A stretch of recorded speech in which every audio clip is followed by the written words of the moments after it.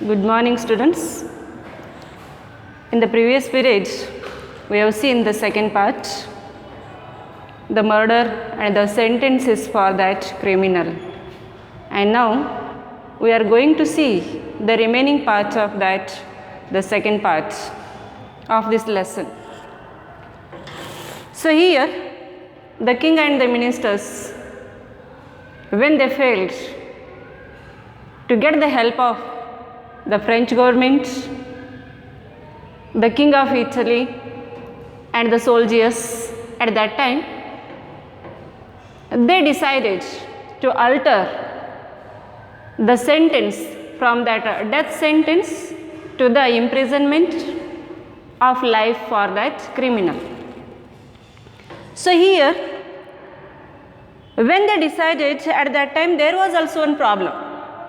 That was, here in that Monaco kingdom, the prison or the jail was also not that much strong to keep the criminal permanently, because there was a small lockup where people were sometimes kept temporarily. So that's why anyway they managed themselves and kept that criminal in that jail only. And they also appointed the guard to look after that criminal, and as well as to bring the food from the kitchen palace for that criminal. ಈಗಾಗಲೇ ನಾವು ಎರಡನೇ ಭಾಗದಲ್ಲಿ ಯಾವ ರೀತಿ ರಾಜ, ಅವನ ಮಂತ್ರಿಗಳು ಆ ಕ್ರಿಮಿನಲ್ಗೆ ಅಥವಾ ಅಪರಾಧಿಗೆ, ಕೊಲೆಗಾರನಿಗೆ ಶಿಕ್ಷೆ ಕೊಡೋದರಲ್ಲಿ ಫೇಲ್ ಆಗ್ತಾರೆ. ಯಾಕಂತಂದರೆ ಆ ಇಟಲಿಯ ರಾಜ ಆಗಲಿ ಅಥವಾ ಫ್ರೆಂಚ್ ಸರ್ಕಾರ ಆಗಲಿ ಮತ್ತು ಅಲ್ಲಿರ್ತಕ್ಕಂಥ ಸೈನಿಕರಾಗಲಿ ಆ ಕ್ರಿಮಿನಲ್ ತಲೆಯನ್ನು ಕತ್ತರಿಸಲಿಕ್ಕೆ ಯಾರೂ ಒಪ್ಕೊಳ್ಳೋದಿಲ್ಲ. ಹಾಗಾಗಿ ಅವರ ಆ ಪ್ಲ್ಯಾನ್ಸ್ ಎಲ್ಲ ಫೇಲ್ ಆಗ್ತವೆ.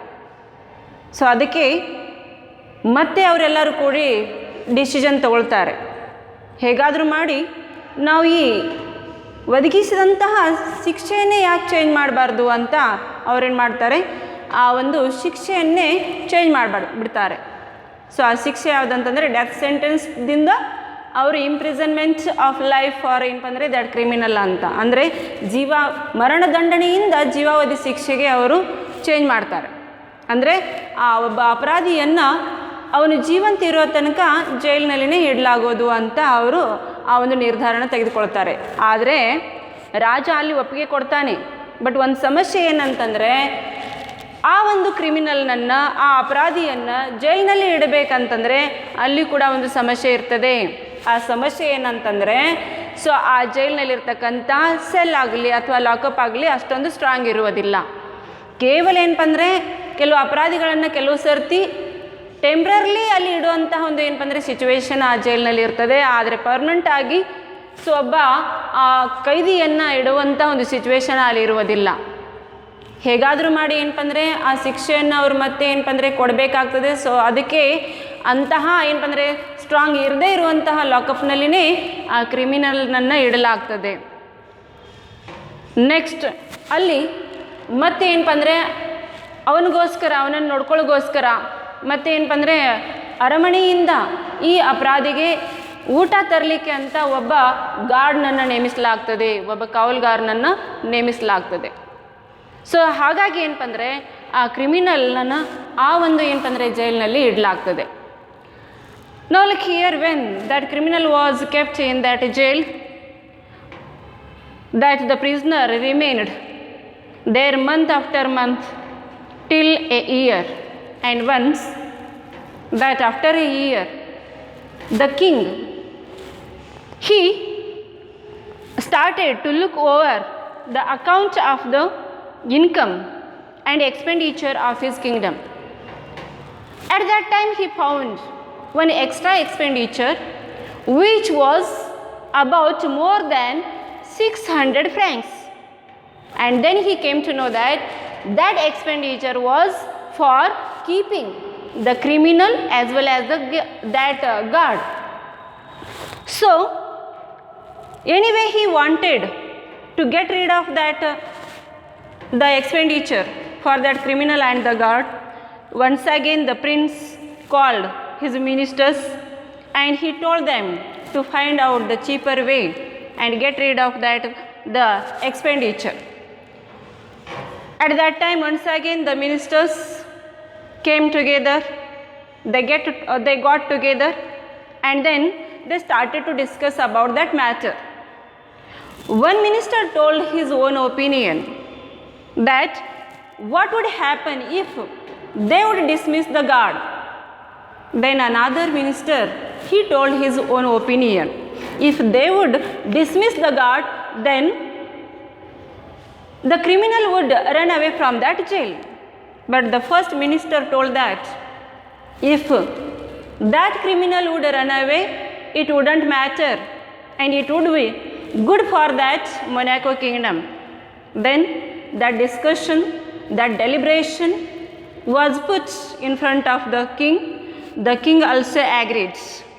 So all of them started to wait curiously about the action of the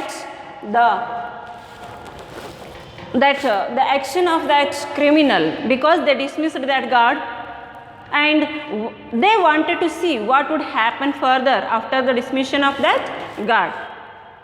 So next day, after the dismission of that guard, the criminal came out. He saw that there was no guard, so he went directly to the palace kitchen. He took whatever he needed and how much he needed, and he returned back to his cell, means that lockup, and he locked, means he shut the door and he stayed inside himself. All of them surprised, because the next day also the same thing happened.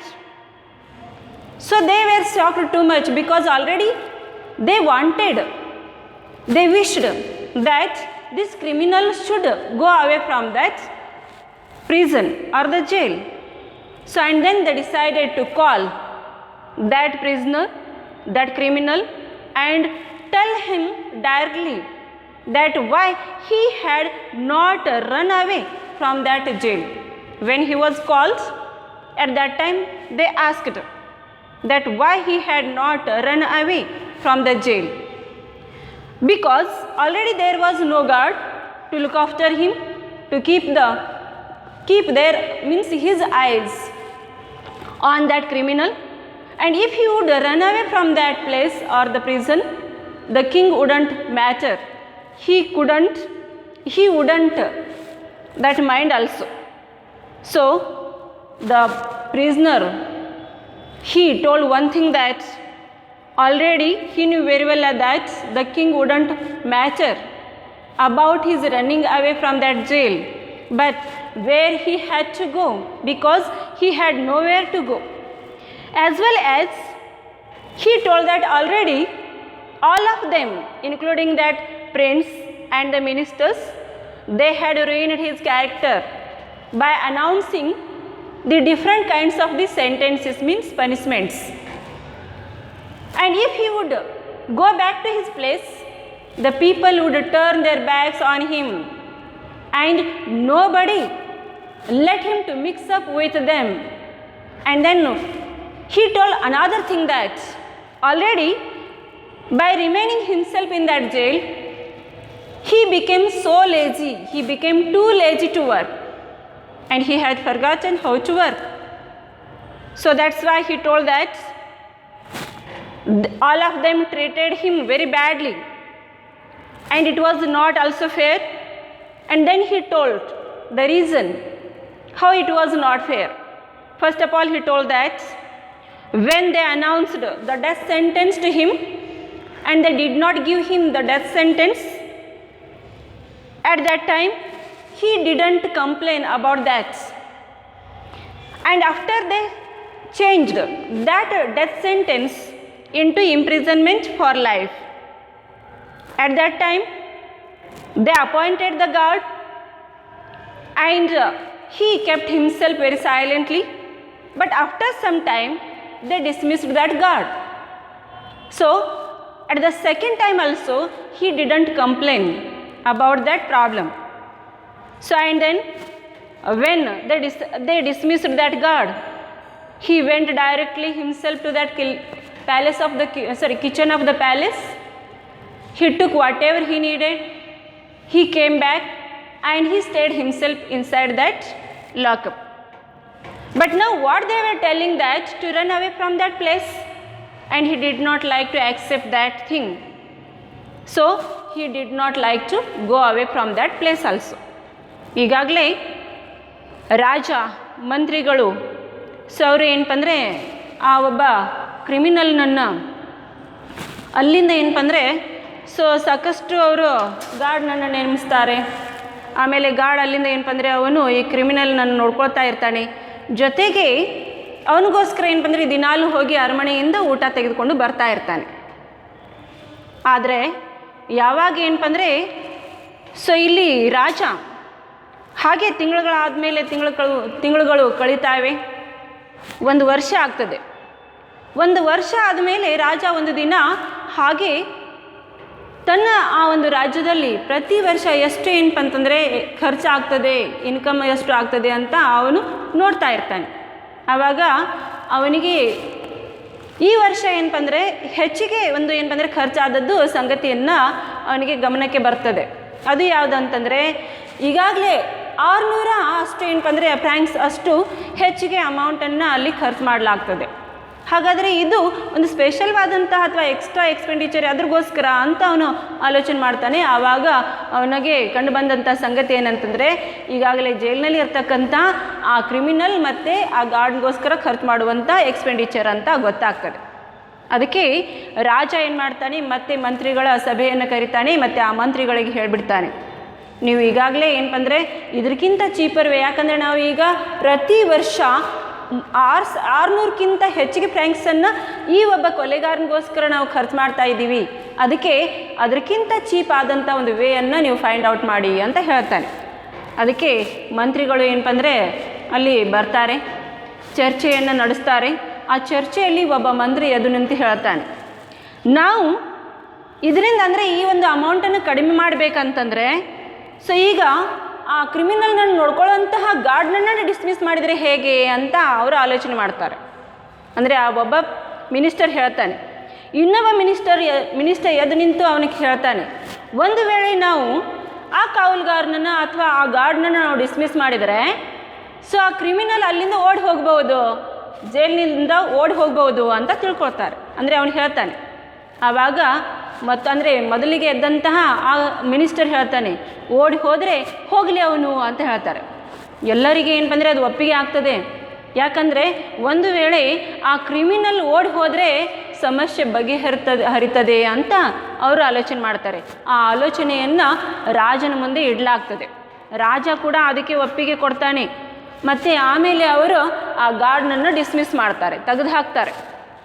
So ಆವಾಗ ಈ criminal reaction ಬೇರೆಯೇ. ಯಾಕಂತಂದರೆ ಮಂತ್ರಿಗಳು ಆ ರಾಜ ಭಾಳಷ್ಟು ಕಾತುರತೆಯಿಂದ ಆ ಒಂದು criminal ಏನು ಮಾಡ್ತಾನೆ ಅಂತ ನೋಡಲಿಕ್ಕೆ ಕಾತುರರಾಗಿರ್ತಾರೆ. ಆದರೆ ಮಾರನೇ ದಿನ ತನ್ನ ಊಟದ ಸಮಯಕ್ಕೆ ಏನಪ್ಪ ಅಂದರೆ ಸರಿಯಾದ ಸಮಯಕ್ಕೆ ಆ ಕ್ರಿಮಿನಲ್ ಹೊರಬರ್ತಾನೆ. ಹೊರಗೆ ಬಂದು ಅಲ್ಲಿ ಗಾರ್ಡ್ನನ್ನು ಅಂದರು ಗಾರ್ಡ್ ಅಲ್ಲಿ ಕಾಣಿಸೋದಿಲ್ಲ. ಹಾಗಾಗಿ ನೇರವಾಗಿ ಅವನು ರಾಜನ ಅರಮನೆಗೆ ಹೋಗ್ತಾನೆ. ಅರಮನೆಯ ಕಿಚನ್ಗೆ ಹೋಗ್ತಾನೆ. ಸೊ ಅಲ್ಲಿ ಹೋಗಿ ತನಗೆ ಬೇಕಾದಷ್ಟು ಏನೇನು ಬೇಕಾಗ್ತದೆ ಅಷ್ಟು ಎಲ್ಲ ತಗೊಂಡು ಮತ್ತೆ ಏನಪ್ಪ ಅಂದರೆ ವಾಪಸ್ ಅವನು ತನ್ನ ಲಾಕಪ್ನಿಗೆ ಬರ್ತಾನೆ. ಕದ ಹಾಕ್ಕೊಳ್ತಾನೆ. ಒಳಗೆ ಕೂತ್ಕೊಂಡು ಐಷಾರಾಮವಾಗಿ ಅವನು ಇರ್ತಾನೆ.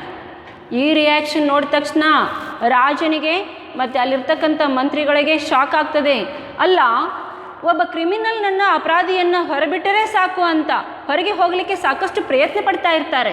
ಆದರೆ ಈ ಕ್ರಿಮಿನಲ್ ಅಂತ ವಿಚಿತ್ರವಾದಂಥ ಕ್ರಿಮಿನಲ್ ಅಂತ ಅವರು ಅಲ್ಲಿ ಇದು ಮಾಡ್ತಾ ಇರ್ತಾರೆ.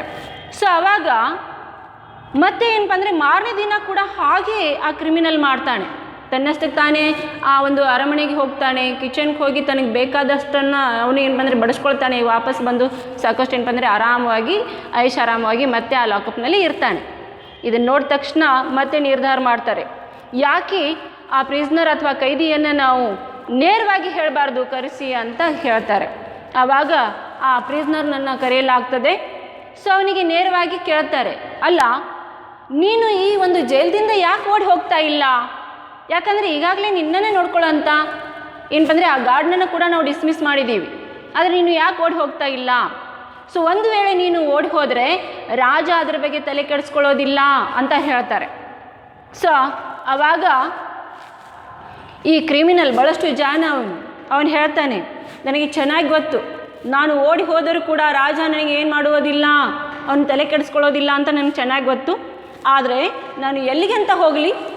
ಯಾಕೆ ಅಂತಂದರೆ ನೀವು ನನಗೆ ಒದಗಿಸಿಕೊಟ್ಟಂತಹ ಶಿಕ್ಷೆಗಳಿಂದ ನನ್ನ ಒಂದು ಹೆಸರನ್ನು ಬದನಾಮಾಗಿದೆ, ನನ್ನ ಹೆಸರಿಗೆ ನೀವು ಕಲಂಕ ತಂದು ಬಿಟ್ಟಿದ್ದೀರಾ. ಸೊ ನಾನು ಇಲ್ಲಿಂದ ಎಲ್ಲಿಗೆ ಹೋಗೋದಿಲ್ಲ. ಯಾಕಂತಂದರೆ ನಾನು ಏನಪ್ಪ ಅಂದರೆ ನನ್ನನ್ನು ನೀವು ಭಾಳಷ್ಟು ಕೆಟ್ಟದಾಗಿ ನಡ್ಕೊಂಡಿದ್ದೀರಾ, ಭಾಳಷ್ಟು ಏನಪ್ಪ ಅಂದರೆ ಶಿಕ್ಷೆಗಳ ಮೇಲೆ ಶಿಕ್ಷೆಯನ್ನು ಬದಲಾಯಿಸುತ್ತಾ ಹೋಗಿದ್ದೀರಾ.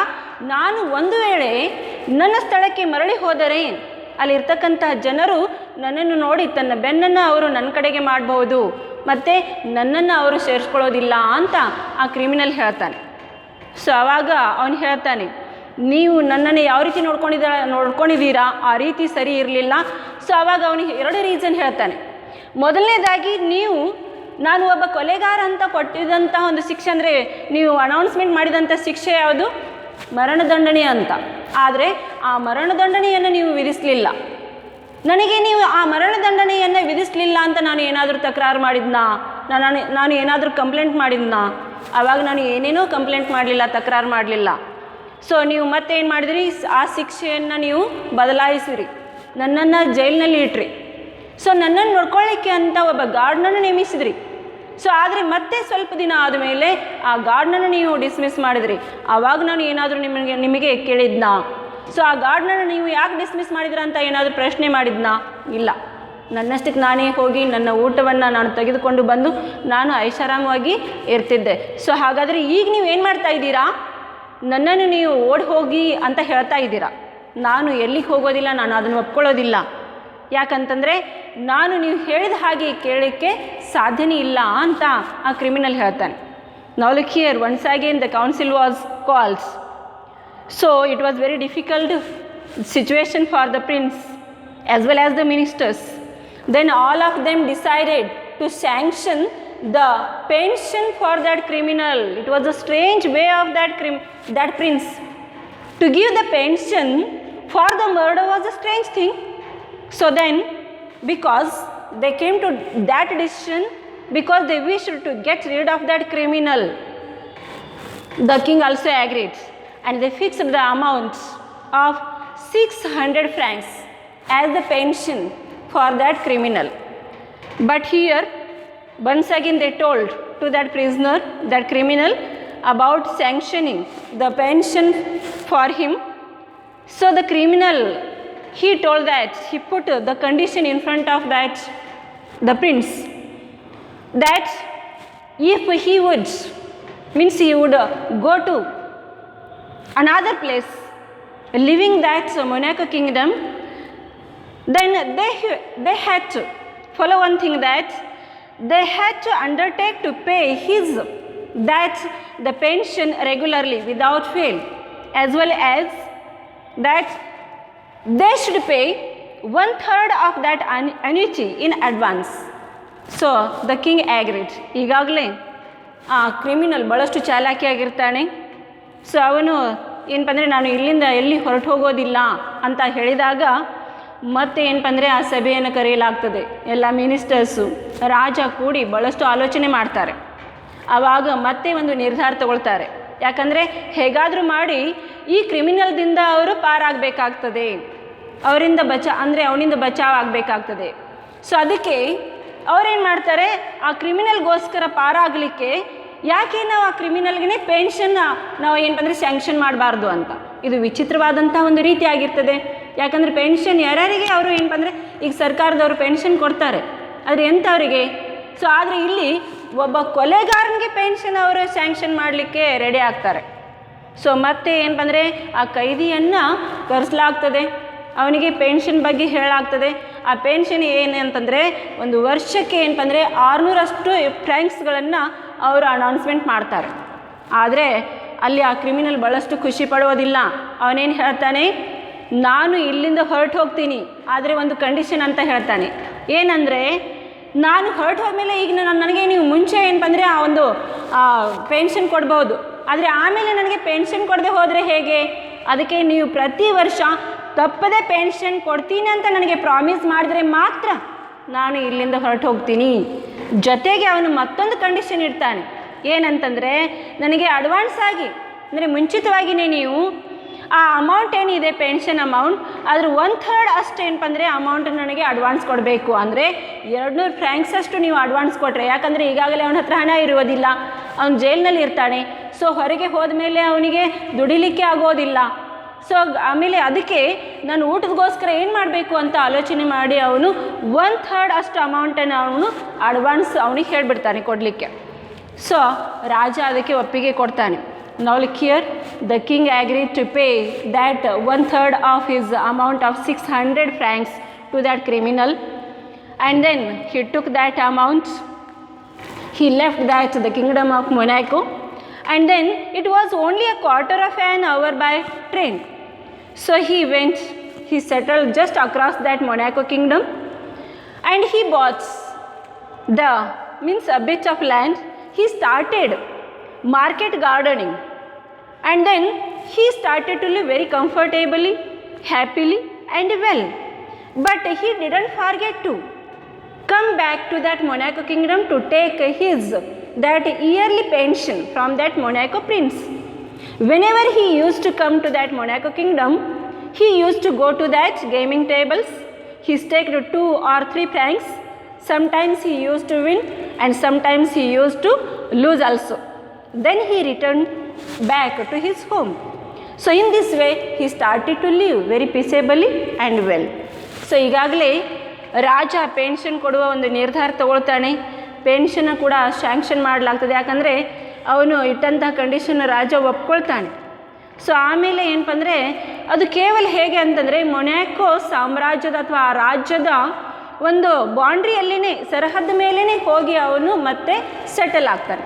ಯಾಕಂದರೆ ಕೇವಲ ಅಲ್ಲಿ ಎಷ್ಟು ಜರ್ನಿ ಎಷ್ಟು ಅಂತಂದರೆ ಕೇವಲ ಕ್ವಾರ್ಟರ್ ಆಫ್ ಅಂದರೆ 15 ನಿಮಿಷದ ಅಷ್ಟೇ ಏನು ಬಂದರೆ ದಾರಿ ಇರ್ತದೆ. ಸೊ ಹಾಗಾಗಿ ಅಲ್ಲಿ ಹೋಗಿ ಅವನು ಸೆಟಲ್ ಆಗ್ತಾನೆ. ತೆಗೆದುಕೊಂಡಂಥ ಅಮೌಂಟ್ದಿಂದ ಅವನು ಸ್ವಲ್ಪ ಭೂಮಿ ಕೊಂಡ್ಕೊಳ್ತಾನೆ. ಆ ಭೂಮಿದಲ್ಲಿ ಏನು ಬಂದರೆ ಅವನು ವ್ಯವಸಾಯ ಸ್ಟಾರ್ಟ್ ಮಾಡ್ತಾನೆ. ಸೊ ಅದೇನು ಬಂದರೆ ಮಾರ್ಕೆಟ್ ಗಾರ್ಡನ್ ಅಂದರೆ ಅಲ್ಲಿ ಹೂಗಳನ್ನು ಬೆಳೆಸೋದು. ಸೊ ಅದನ್ನೆಲ್ಲ ಮಾಡ್ತಾನೆ ಮತ್ತು ತನ್ನ ವ್ಯವಸಾಯವನ್ನು ಪ್ರಾರಂಭಿಸ್ತಾನೆ. ಆದರೆ ಅಲ್ಲಿ ಖುಷಿಯಿಂದ ಸಂತೋಷದಿಂದ ಹಿತಕರವಾಗಿ ಏನು ಬಂದರೆ ಹಿತವಾಗಿ ಅವನು ಬದುಕಲಿಕ್ಕೆ ಸ್ಟಾರ್ಟ್ ಮಾಡ್ತಾನೆ. ಆದರೆ ಪ್ರತಿ ವರ್ಷ ಅವನು ಈ ಮೊನ್ಯಾಕೋ ರಾಜ್ಯಕ್ಕೆ ಬರೋದನ್ನು ಮಾತ್ರ ಮರೆಯೋದಿಲ್ಲ. ಯಾಕಂದರೆ ಪ್ರತಿ ವರ್ಷ ಅವನು ಪೆನ್ಷನನ್ನು ತೆಗೆದುಕೊಂಡು ಹೋಗಬೇಕಾಗ್ತದೆ. ಅದಕ್ಕೆ ಪೆನ್ಷನ್ ತೊಗೊಳ್ಳೋಕ್ಕೆ ಯಾವಾಗ ಆ ಅಪರಾಧಿ ಅಥವಾ ಕೊಲೆಗಾರ ಬರ್ತಾ ಇರ್ತಾನೆ, ಅವಾಗ ಮತ್ತೆ ಏನು ಬಂದರೆ ಗೇಮಿಂಗ್ ಹೌಸಿಗೆ ಹೋಗ್ತಾನೆ, ಅಲ್ಲಿ ಆಟ ಆಡ್ತಾ ಇರ್ತಾನೆ. ಜೊತೆಗೆ 2 ಅಥವಾ 3 ಫ್ರ್ಯಾಂಕ್ಸ್ಗಳು ಅಷ್ಟೇ ಅವನು ಇನ್ವೆಸ್ಟ್ ಮಾಡ್ತಾನೆ. ಸೊ ಅಲ್ಲಿ ಕೆಲವು ಸರ್ತಿ ಗೆಲ್ತಾ ಇರ್ತಾನೆ, ಕೆಲವು ಸರ್ತಿ ಸೋಲ್ತಾ ಇರ್ತಾನೆ. ಅದ್ರ ಬಗ್ಗೆ ಅವನು ತಲೆ ಕೆಡಿಸ್ಕೊಳ್ಳೋದಿಲ್ಲ. ಆಮೇಲೆ ಮನೆಗೆ ಅವನು ಮರಳಿ ಹೋಗ್ತಾ ಇರ್ತಾನೆ. ಈ ರೀತಿ ಈ ಕೊಲೆಗಾರನು ಆರಾಮವಾಗಿ ಐಷಾರಾಮವಾಗಿ ಮತ್ತು ಖುಷಿಯಿಂದ ಬದುಕಲಿಕ್ಕೆ ಸ್ಟಾರ್ಟ್ ಮಾಡ್ತಾನೆ. ಅಂದರೆ ಈ ಪಾಠದಲ್ಲಿ ಈ ಒಂದು ಕಥೆಯಲ್ಲಿ ಹೇಗೆ ಅಂತಂದರೆ, ಒಬ್ಬ ರಾಜ ಬೇಗನೆ ಒಂದು ಯಾವುದೇ ನಿರ್ಧಾರನ ಅಥವಾ ತೀರ್ಪನ್ನು ತಗೊಳ್ಳಿಲ್ಲ ಅಂದರೆ ಒಬ್ಬ ಕೊಲೆಗಾರ ಯಾವ ರೀತಿ ಆಗುವಂಥ ಸಾಧ್ಯತೆ ಇರ್ತದೆ, ಮತ್ತು ಏನು ಬಂದರೆ ಆ ತೀರ್ಪು ಹೇಗೆ ಏನು ಬಂದರೆ ಆಗುವಂಥ ಅಥವಾ ಚೇಂಜ್ ಆಗುವಂಥ ಸಾಧ್ಯತೆ ಇರ್ತದೆ. ಸೊ ಅದಕ್ಕೆ ಒಂದು ಉದಾಹರಣೆನೇ ಇದು 2 ಡಿಯರ್ ಅಂದರೆ ಅತಿ ದುಬಾರಿ. ಸೊ ಹಾಗಾದರೆ ಒಂದು ಕೊಲೆ ಮಾಡಿದ್ದಕ್ಕೆ ಈ ರಾಜನ ಮೇಲೆ ಇಷ್ಟು ಏನು ಬಂದರೆ ಪ್ರತಿ ವರ್ಷ 600 ಫ್ರ್ಯಾಂಕ್ಸ್ ಅಷ್ಟು ಏನು ಬಂದರೆ ಬರ್ಡನ್ ಆಗಿಬಿಡ್ತದೆ. ಸೊ ಅದು 2 ಡಿಯರ್ ಅಥವಾ ಟೂ ಎಕ್ಸ್ಪೆನ್ಸಿವ್, ವೆರಿ ಎಕ್ಸ್ಪೆನ್ಸಿವ್ ಅಂತ.